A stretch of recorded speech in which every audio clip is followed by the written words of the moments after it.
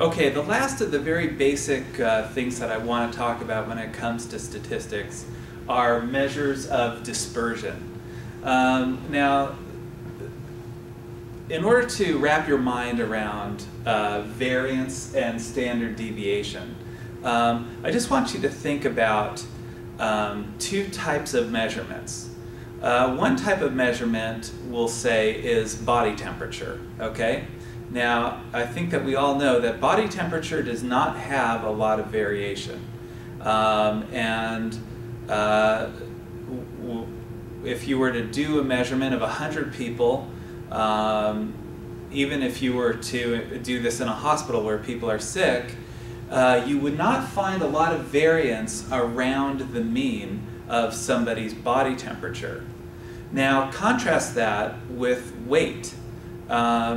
With weight, there's much more variance, obviously, and if you were to try to indicate, let's say, that 68% of the people on this planet are between one weight and another weight, the variance there would be considerably greater than the variance in body temperature. And that's important because if you have a variable that has very little variance and you get someone who's considerably different than the mean, that really says something about that person.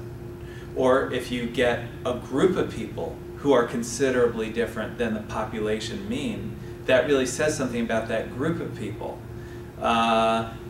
Similarly, if you have a variable that has tons of variance in it, and you get an observation that's far from the mean, you have less to say about that. It's less interesting scientifically to have someone be far from the mean if there's a great deal of variance.